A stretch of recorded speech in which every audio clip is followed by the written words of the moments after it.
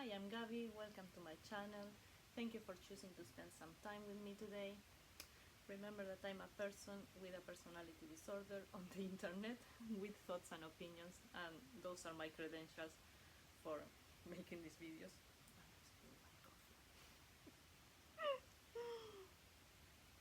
Never mind, I'm going to leave this in. Because this video, oh boy, I've been thinking a lot when it comes to making this video. It's more of a personal need, a need to vent, and it actually makes me quite nervous because I don't know how other people can perceive it if you've never been in this position, because I'm going to talk about my partner's mother in the context of dealing with a very complicated family dynamic, and what I believe is a person who displays many traits of narcissistic personality disorder, and just simply a very hard person to deal with. Why this makes me nervous? Well, first of all, as I've already said, I'm not in the position to diagnose anyone. That's not what I'm doing. I'm also not insulting anyone. And when I'm in the position of being the partner, the son's partner, people can think, oh, well, okay, maybe it's just some kind of jealousy in that regard. Well, it's not that. Maybe it can be misunderstood. And another thing that makes me quite uncomfortable or makes me second guess myself is the big difference between how this person portrays herself outside in the community and how this person treats us and my partner. My partner watches my videos. He knows about this. He knows I'm filming this right now while he's out taking the doggy Monty to get his food and do some stuff there to give me some space to be able to express myself like this. But he knows about this and he experiences this. The thing is that if you tell our experience to other people in the community, I'm sure they will be shocked, because when I try to hint little things at some people, they always say, oh, she's never been like this with me. So it really makes you second guess yourself. It makes you think, am I making this up? Am I actually just being a jealous girlfriend or something like this? I don't know. But considering that my partner is and has been the main caregiver to this person for many years, and he has told me, no, I think you're pretty much spot on what you see and what you feel, and he has validated my experience because he sees it and experiences it himself. So there's that. This is just going to be me venting because I've been feeling pretty low. This situation has been affecting both of us, my partner and I, like our mental health has been suffering quite a bit because of that, and both of us have our own struggles, my own struggles. He has his own channel that sometimes he has spoken about his mental health, so I'm not going to go much in detail into that. If he, I've told him if he ever wants to come and sit down here with me and talk about that, he's more than welcome to do it, and if he's going to make a video about it himself, that's another thing. So the first thing again that I've been reflecting a lot is this huge difference, in how this person portrays herself, and is like this incredibly sweet lady who could do no harm, who couldn't harm a fly. Overly sweet, to the point that you start to feel, this is a bit much, isn't it? I think well, maybe it's a cultural thing, maybe it's a British thing of the overly like darling sweetheart love that you can hear sometimes on TV. I say, okay, maybe it's a cultural thing, but then it's too much and it doesn't feel genuine.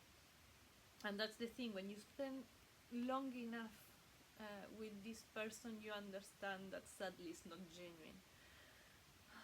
And I'm it breaks my heart because I really wanted this to be a genuine relationship so badly, because I've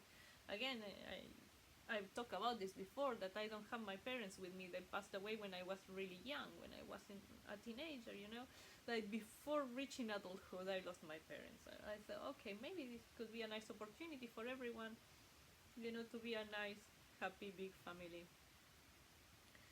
And it didn't turn out to be that way.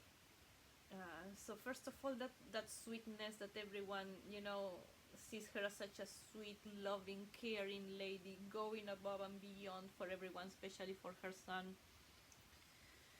And that's usually something, a way for her to get things that she wants and needs. And that is not something that is my imagination. It was an observation that I made, just a mental note. But then she directly told me that she was being nice to people as a way to get what she wanted. For example, like appointments, doctor's appointments, or she was being nice to the receptionist, literally just to see if she could get an appointment faster. She directly told me that she was being nice to them just because of that. And I thought, what about maybe being nice to people just to be nice, or because they're working there and they're dealing with a lot. You see that it's not genuine, and then it makes you think, well, okay, so maybe it's the same with me. And then you start to notice the pattern, that every time she needs something from me, or something that I'm not comfortable doing, because this is another big topic, pushing my boundaries all the time and not respecting me too much, she starts to be overly sweet with me. And it just feels non-genuine, and then I understand that, yes, this is something that she just needs something from me, And I really hope I'm not sounding bitter, or I don't know. Sometimes I think it's all in my head, and I don't know. So that's the thing, that shallowness, and that the dogs are barking outside. I don't know how much you can hear them, but they've been barking like all morning. Every time I've been trying to film this video, the dogs are barking, so I hope. I just need to get it out of my chest, so I hope it won't be a big deal.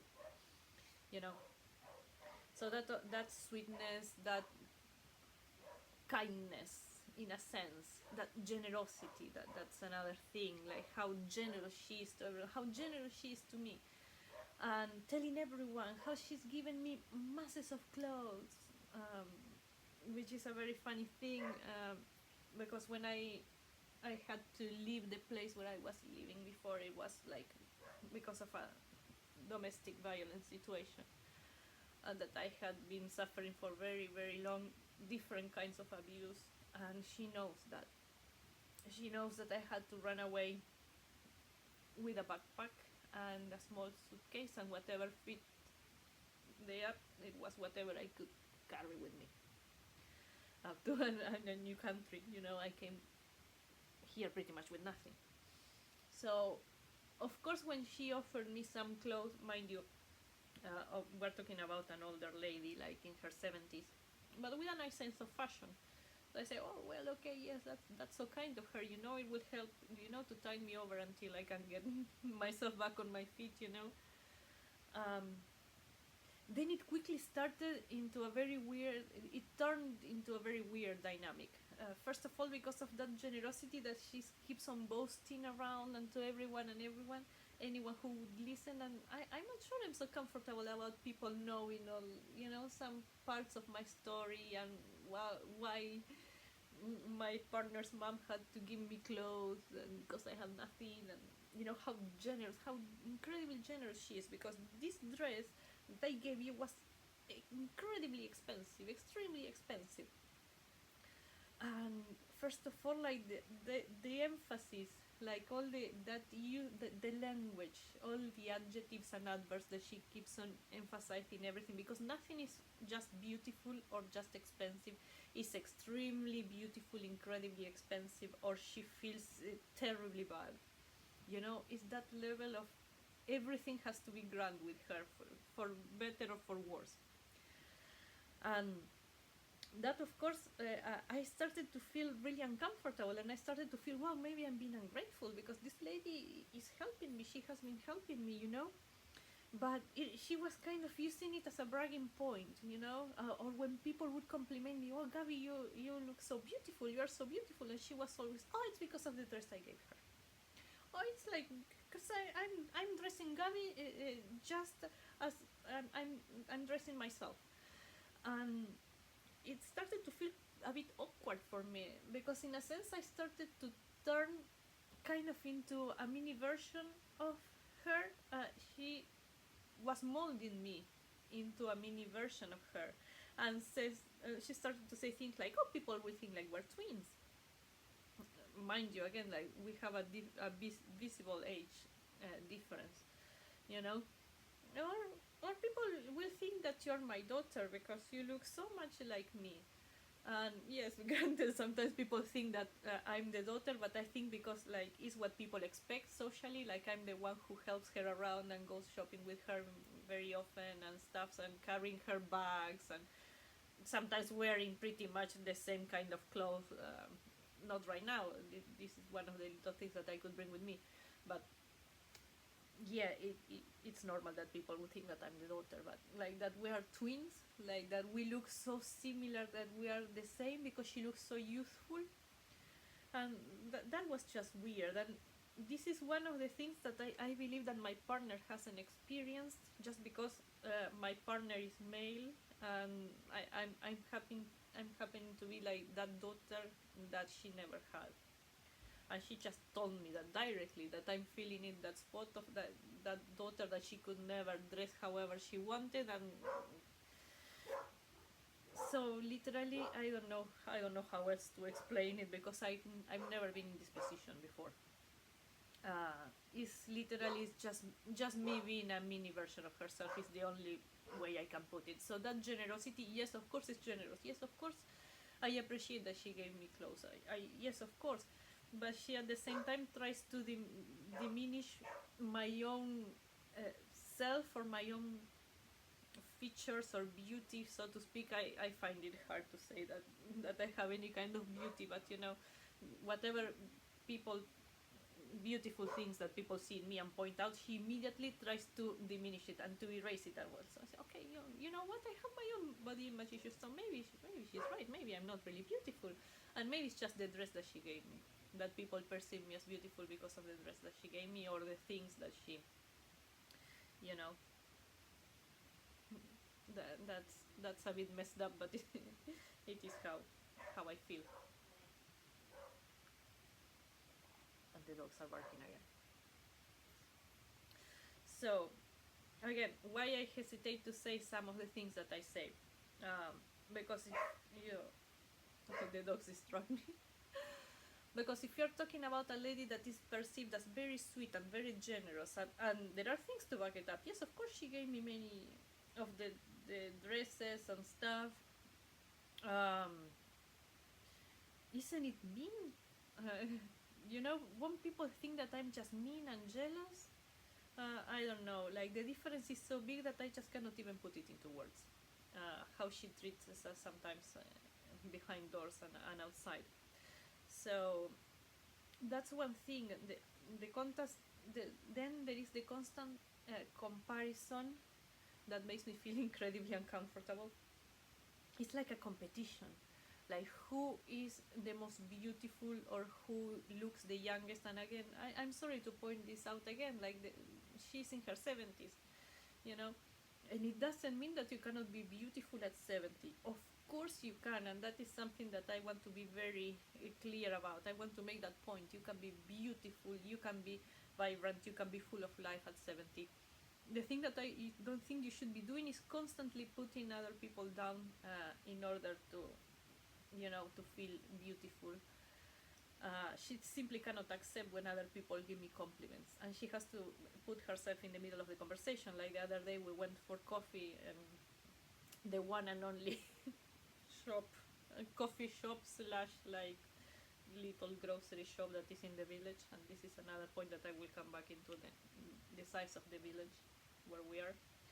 So everyone knows everyone here, and everyone was like, "Oh wow, Gabby, you're looking so beautiful. You're looking so trim." In a sense, because yes, I've been working a lot on my, both my mental health and physical health. I'm trying to go back in shape. I'm doing my yoga daily. I'm doing Pilates. I go for walks when the weather allows here in Britain, or I do step workouts or aerobic workouts at home. I've been working hard, and people have been noticing it. So the moment someone gives me a compliment, she has to immediately say, "Oh, how she has always had a very tiny waist. How she has always been tiny, and her legs are so tiny that are worth showing. But this other lady that wears jeans, you shouldn't be doing that." And it turns into body shaming immediately. And I'm there like, well, maybe people were just giving me a compliment. Maybe you could let me shine for a minute. But no, she cannot accept that idea that someone else is more beautiful than her, because she has always been tiny and this, that, whichever all characteristics that you can think about beauty. The minute someone mentions that, she has it better than anyone else. She has the best legs in the whole village and the tiniest waist. And it's like, well, okay, mom, fine. There are other people who can be beautiful also,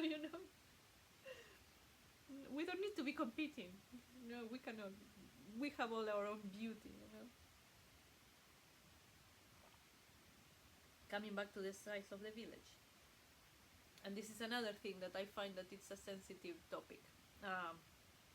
Because I don't want anyone to feel bad about whatever it is that they live, I'm going to say this very directly. I'm a city person who loves nature. So what I need is a good balance between like that urbanism and that big city kind of thing, and easily accessible nature. I'm also a person who cannot drive, so I need to be able to get basic things, either walking distance or with good public transport that we don't have here, because again, this is a remote rural area. And I have OCD. That sometimes, oh boy, that's debilitating. I have a thing with germs, and I have a thing with some textures.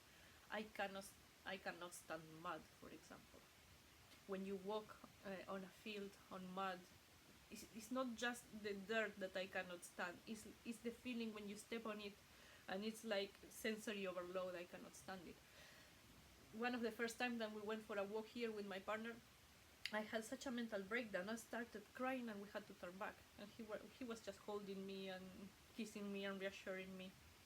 And not so long ago, when it was a bit more dry, because it's here, it's damp all the time, I could go down that path again, and I felt a huge feeling of achievement, but also uncomfortable all the time. I don't enjoy it. I suffer all the time. And I cannot go for walks. So when I'm complaining about how bad I feel here and how I feel trapped, it's because of these things. You need to put all this into perspective. If you're a person who lives in a small village somewhere and you love it, that's fantastic. If you are a person who also lives in whichever place that it is, that it wasn't your choice, and you have to make the most of it, maybe you understand what I'm trying to say. I'm not judging anyone for wherever they want to live or they can live. The thing is that sometimes I feel, I feel trapped here. I feel like I cannot talk to anyone, because everyone knows everyone again. Everyone, of course, knows my partner's mom. We live extremely close, like we're almost neighbors. There's the neighbors here, and the other 2 doors away is where she lives. So there's no way for me to go anywhere and not to be seen. Sometimes I just don't feel good and I want to go for a walk, and I have to go past her window, and then she asks me what I was doing where I was going, what I was doing, why I wasn't doing this or that or another thing. That's another very big issue for me. Then the not being able to drive. There is no supermarket here. There is only one pub, and there is only so much that you can do at the pub and how often you can. You may agree or disagree, but like we go there maybe once a month, if so, or sometimes more, like twice or so, if there are some of my partner's friends in town and in the village, and that's it. There is nothing else to do. Again, you can say, okay, you can go and nature walks. Yes, I love them. I love that. I try to do that as often as I can, but the weather is always rainy and it's always muddy. It's really very rural. And another thing, there is cattle, there are animals, there are cows and sheep and horses on tiny roads. So sometimes you're walking and there is a horse walking, like a person riding a horse blocking the whole way. And then there are the other not very desirable things that come with that is like the horse poo blocking the whole road because it's tiny, and then I just cannot go past. And just the smell of the cow's poo and the sheep poo, I can't, And if you're a person who loves farming, who loves farm animals, who makes a living that, well, that is fantastic. I know that there are people who are the opposite, that who cannot, for example, stand big cities, and that's totally valid too, or people with agoraphobia or whatever it is. I'm not trying to diminish any way of living or anything. It's my own issues that cause me a big problem being here. And this is when the other part comes to play, the gaslighting, It's not only that I cannot tell anyone how I'm feeling, because pretty much everyone knows my partner's mom, and they're going to go tell her, or they're going to not believe me, or I don't want to cause drama, family drama, or she's a very well-respected member of the community, and I don't want that drama. Then I really cannot go for walks anywhere because it's tiny, and whichever direction I go, it's either the cow's poo or the mud or the one bus that comes sometimes blocking the tiny road. I cannot get groceries for myself because there is no supermarket, there is nowhere to go, there is no shopping center that I could go and just window shopping if I wanted to, or if I want to go and sit down for a cup of coffee. The people who run the place everyone knows me. I just don't have a moment of being anonymous sitting there with my thoughts. I cannot have that. So all of these problems that cause me, sometimes I feel really trapped and I feel really sad. And when I mention whichever of these problems to her, to my partner's mom, she immediately says, oh no, that's not true. What's not true? That there is only one cafe in the village? Of course it's true. What's not true? That the roads are tiny? Oh, I've been driving here for, 24 years or so. Well, that's fine. It doesn't mean that the roads are not tiny, What are you trying to tell me? I feel gaslit all the time. Or my OCD, I don't tell her directly that I have OCD because I don't think she can understand that. She's so self-centered that I don't think she just sees that I'm fussy or something like that, like with the mud and the cows. Oh, you get used to it. No, it's not the first time that I've been in a rural place. I lived in Moscow for 10 years and I loved it and I miss it. I have the perfect balance where I lived in a really privileged area, in the sense that I could look through the window and there was a pond with ducks. I could walk 3 minutes and it was a forest that I used to love, and walk there mornings and evenings. 10 minutes away there was a really nice shopping center, and then if I wanted to 1 hour, I could go take the bus and then the metro, and it was the Red Square. So you could have the whole experience, either the more quiet, close to nature, in a way that it was very well thought, because the footpaths were clear and nice, and you could go for runs or ride a bicycle, and then it was the wilder side of the nature. Well, here everything is kept pretty much wild, and I know it is on purpose because of the region where we are, that it's also kind of a national park, and I know that it's very intentional that they keep everything very wild, but sometimes it's not even accessible. And then her telling me, no, that's not true. It's just one of the many things that I feel gaslit about, you know. So it is a very complex situation.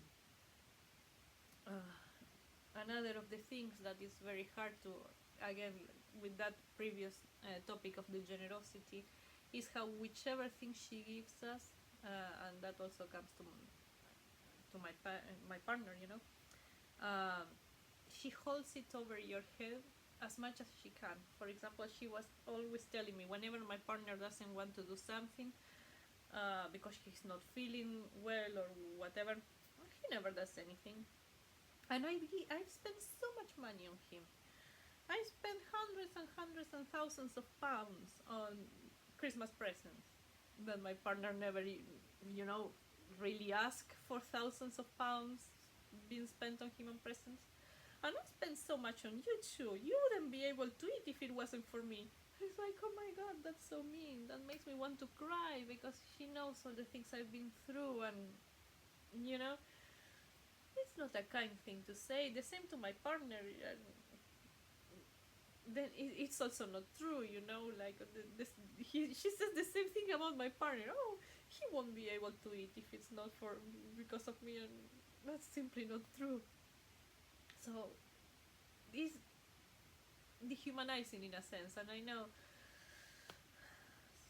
it makes me feel really low, really undeserving, unworthy of anything, you know, of the most basic things, because I went through a lot of abuse, you know, and I already have that idea of not being deserving of anything good, anything, you know, care, food, clothes, anything. And she pretty much reinforces that idea. So now anytime that you accept something from her, you are thinking twice or three times, like, how is she going to use this against me? You know, but I'm also trying to be forgiving and say, okay, no, maybe it won't be this way. And it comes all back again. You know, it is quite tough. And I don't know how this is coming across. Maybe, you know, I keep on second guessing myself all the time. If I'm coming across as too mean, or not understanding just an old lady, you know, whose son has a girlfriend, and you know, I don't know. This is another point, by the way. The constant competition with me, not just as a woman and who is the most beautiful and who is, you know, the most popular in the village, because somehow I don't know, maybe it's because I'm not British, or I don't know, or because I'm friendly. I turned out to be quite popular in the village, you know. People seem to really like me. People seem to be really happy for my partner and I. Again, everyone knows him. People who have been living here for many years, everyone is thrilled that we are together. So it's like that competition in popularity, but it's also the competition for my partner's affection. And I guess that is kind of normal, I suppose. I don't know, because I was married before and I didn't have this problem. I don't know if it's something cultural, because I was married to a Russian, and my ex-mother-in-law being also a Soviet lady, just minded her own business pretty much, and that was it. So that's why this situation in which I am now is very new. But the competition, constant competition, like if my partner does something for me, oh, he never does that for me. Or, I don't know, he does some chores here because we live together, we do chores together. And if one of us is not able to do something because I have like my back surgeries and I have other stuff, and sometimes I'm not able to do things like washing the floors, well, my partner does that while I do the dishes, you know. So we divide chores like that, and he doesn't do that for me. Well, because I don't know, we live here, and sometimes we don't have the energy and resources to also go wash her floor. And very often, when there are things that are needed to be done both here and there, I just go do it there. You know, if it's needed, because you know your mom is an old lady and she needs it, I'll go do it there. But she never seems to appreciate that. It's like there's that constant competition of what my partner does for who, and who deserves it more. And it's just very uncomfortable. Sometimes even it's as simple like showing affection. And she has openly admitted that she has never really loved anyone in her life. And when my partner and I, we're pretty affectionate with each other, and I think it's beautiful. It comes very natural to us, and she always acts surprised and like, oh, but he doesn't do that for me. Well, because I'm his woman and you are his mother. It's different kinds of relationship. Still, she inserts herself all the time in the middle, and it's awkward and uncomfortable. Then she tries to micromanage every aspect of our relationship, and that is very uncomfortable. And that is when it also starts to affect us and makes us very depressed. You know that we don't have a moment for ourselves, and if we have a moment, it's how we spend it and what we do and what I wear and what I don't and what will people say. It's just a lot. It's just a lot, and I'm sorry, I know this is more rambly than I usually am. Because again, when you don't have anyone to tell these things in your real life, why not go and tell it to the whole internet? Then there is that one other thing that really bothers me, and I know it bothers my partner as well, is like that constant feeling of being underappreciated, and how she constantly diminishes my partner, and she comes and tells me how he never does anything, nothing that he does is enough, and then somehow nothing that I do is enough. And it's just very depressing, when you are doing something and she's already telling you how she could do it better and how she would do it better, and it doesn't matter if you are ill because she's even worse. And it's just very depressing. I don't know. I just don't know how to put it. This is a general feeling. It's like when a vampire sucks your energy, like this emotional vampire, or I think people call them. I feel it's like that. The moment we step foot in there, it feels like my soul leaves my body. And it's something that I've noticed that it happened to my partner too, and he says, yes, you're right. And you need to understand that all this is not something that I came up with yesterday. It's something that has been happening for long, and that I didn't understand what that was. And well, I still don't know exactly what this all is like. It's what I experience and what we experience, and we are both feeling really low, sadly. Our boundaries are constantly disrespected. As a couple, that we try to build our life, and she kind of doesn't agree with how we want to do. Like we're talking about extremely simple things here, that I already don't even have the energy to give any more examples, but it's like constant micromanaging of everything, and constantly being, put down, not appreciated, feeling really lonely, being really tired sometimes, and anyway going and doing things for her, and it's still not enough. And my partner has been, again, the main caregiver for years and years and years, and it's looking like it's never enough. He cooks dinner for her every single evening, and we don't cook evening together almost never because of that. So the one boundary that we have, and that is very firm, that I'm not not budging at all, is that on Fridays, like, we have dinner, just my partner and I. It's like our date day. Even if we just end up just cooking at home and eating at home, that is what we do. And she always tries to guilt trip me, like, oh, no one loves me anymore, and my son doesn't love me anymore, and I have to eat here alone. And then there is Monty, like, even the little doggy, he loves being here. He loves it. He rushes off and comes here, and he just loves it. No one loves me, not even the dog. And at the beginning I was feeling so bad, and so just say, oh, poor your mom, she feels lonely, let's just go have dinner with her. And I know that was me. that was my fault, breaking my own boundary that I had set. Okay, we have this time is for us and we spend it together. And now it's like just no.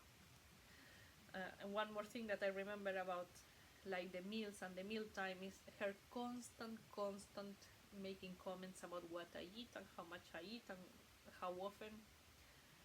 And that just makes me so uncomfortable. As you know, someone who has struggled with eating disorders for long, that is so uncomfortable. And also that I was in the position, again, one of the forms of abuse that I suffered was like regarding food and, being fed things that I didn't want to eat, and in a regularity that I didn't want to eat, being woken up and force fed when I didn't want to, or at some other points being deprived of food. So, and for someone who already has an eating disorder, in that moment very active, when I was going through all of that, and I was trying to use food as the only thing I could control in my life, it's incredibly triggering when she sits there and makes comments on my food. I don't eat meat and she comments on that. I don't know.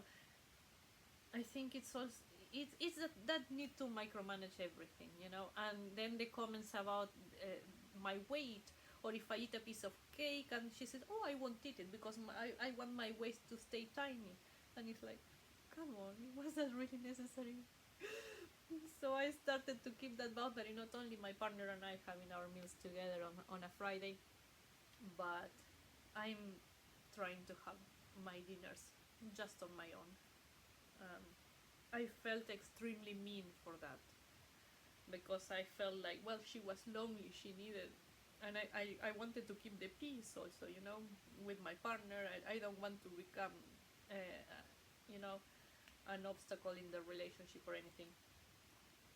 But then I decided, you know what, this is extremely difficult for me, but I need to have a meal in peace, because every time I eat, when I'm there, I feel sick, or I eat really fast, because I want to be over. I'm nervous, I'm anxious.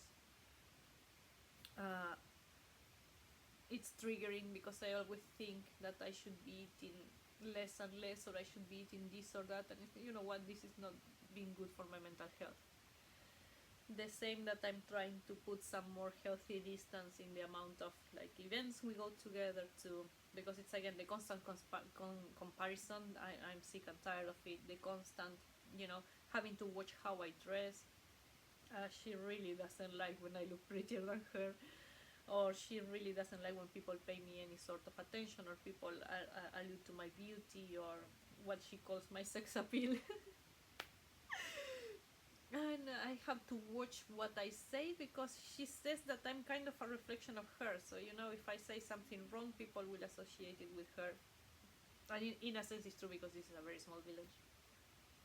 Or that I will make her look bad, So I'm trying to distance myself as healthily as and peacefully as I possibly can, because if there is something that I'm trying to do, believe it or not, is to keep the peace while keeping my partners and my mental health, as intact as I can.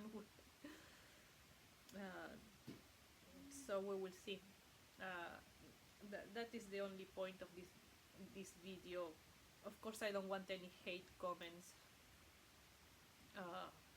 to my partner's mom or to any of us. I'm just venting. It just feels to me that she acts in an extremely narcissistic way very often, and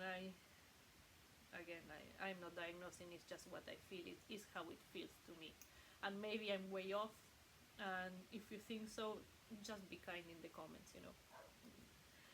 The only purpose of this video is for me to vent. I know I've been feeling very low, my partner has been feeling very low, and I just need a healthy way to cope with it, and at this very moment, this is the healthiest way I can think of coping, apart from, the dogs again. My daily yoga, it was a huge effort for me today to get up. The dogs. These are the neighbors' dogs, so there's nothing I can do about that. I'm trying to wrap it up anyway. So that it was very difficult for me today to get up and go and do my yoga. You know, it's getting very hard just to get out of bed and do basic things, knowing that then anyway I have to go and do things for her, and it all starts again. The being put down and compared to all the time, and never feeling like I'm doing enough, never being enough, my partner the same, you know. So I'm just doing this to vent, and I don't know. That's all. I don't have any advice for anyone who might be going through the same situation. The only thing I can say is try to set boundaries and be firm.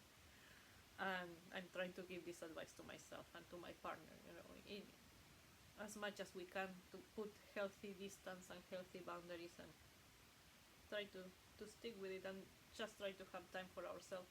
And it feels extremely selfish. I feel extremely selfish for doing this. But I think that for now is the best thing we can do.